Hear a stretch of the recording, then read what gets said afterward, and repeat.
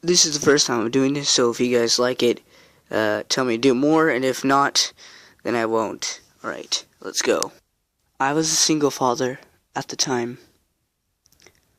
My wife had been a narcissistic madwoman who wasn't capable of taking care of herself. So our divorce was more or less a blessing to me. When we had separated, I was granted custody of our young son, who was my entire life. During our marriage, my wife had complained that I spent too much time doting on him rather than her, who apparently thought she deserved acknowledgement. Having that witch out of the house and away from my boy had many advantages about it, but it also had some drawbacks. I was working all the time, so often I would hire a babysitter or call my parents and see if they could watch my son.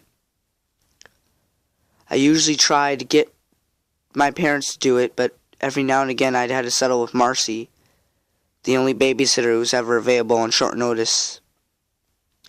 I never particularly liked Marcy, as she was always a bit on the irresponsible side. Marcy would often spend most of the time babysitting on the phone, rather than paying attention to my child. And every time she saw my car pull into the driveway, she grabbed her things and left through the back door. She was a pain, but she was all that was available. One night, I stepped into my room, and I called her name, but there was no answer. I assumed she must have left through the back door again, so I paid no attention to her lack of answer. I walked into the living room and saw that at the top of my stairs was my son, still in his pajamas. "Hey, sport," I called to him, before noticing the look on his face. "Something wrong, son?" "I had a nightmare, Daddy," he told me, before running down the stairs to hug me. "It was so scary." "What happened in it?" I asked. He hugged me tighter. "I was walking down the hall when I heard sounds of Marcy humming downstairs. I hid in the dark of the top of the stairs where she couldn't see me, in spite of her doing her homework in the kitchen. After a few minutes, the pantry door behind her opened silently. She was listening to her little music thingy, so she didn't hear it. Out of the pantry there was this naked monster man with tiny little black eyes." He shivered. "Go on, son." Well, the monster man watched her for a long time. Then he waved his hand at the closet in the living room. It opened and another monster man came out of that door. She was focused on her homework and her music, and it was dark, so she didn't see him either. The two monster men watched her for a while before the second monster man waved at the window. The curtain was pushed away and there was another monster man behind it. Marcy didn't see him either. So then, the third and second monster man waved at the basement door, and two monster men came out.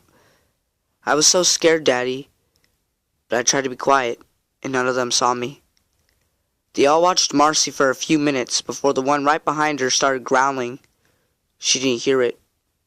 It growled louder. She made a face and blinked. I was praying that she wouldn't turn around, Daddy, but she did. She screamed and screamed and cried and screamed, and all the naked monster men ran up and started attacking her. They ripped her into pieces and they ate them all. And when they were done, they licked up all the blood on the floor. Then they all nodded at each other and they all went back to where they were before, in the pantry, in the closet, behind the curtain, in the basement. And I just sat at the top of the stairs. I was so scared, Daddy. I pulled the boy closer as he softly began to cry. I gave him a soft kiss on the cheeks, as I tried my best to comfort him. "Then what happened, son?" I went to leave and get the neighbors to help. I thought that if I ran fast enough to the door, they wouldn't catch me. I ran as fast as I could, but they all jumped out at me, Daddy. They were so scary. They grabbed me and were about to eat me when... What happened, son?" He started as he attempted to weep out the rest of the table. "You can tell me anything, son. What happened?" I stroked his hair as he began to compose himself. I told them that if they let me go, I would stall when you came home so they could get you too, Daddy, and spare me.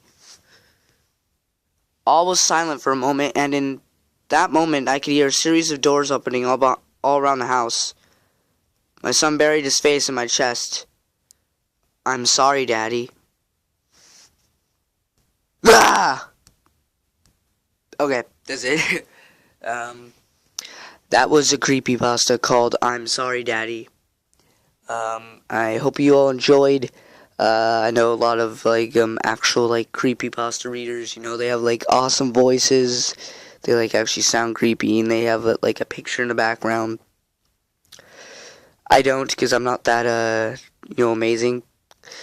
But yes, so this video is all black. But I mean, it is a story, so use your imagination for the picture. Anyway, this will be the only one I'm doing unless I hear from at least one person, so probably just Donnie, that comment on my video if you want to see more. If more people say not just Donnie, that'd be awesome. But yeah, so anyway, hope you enjoyed this. Hope it scared you a little bit. And if you want to see more, let me know in the comment section below. And I will be playing Five Nights at Freddy's 2 again, and Condemned Criminal Origins. There'll be 2 Five Nights at Freddy's videos and 3 Condemned Criminal Origins videos. Anyway, thank you all so much for watching, and I'll see you in the next one.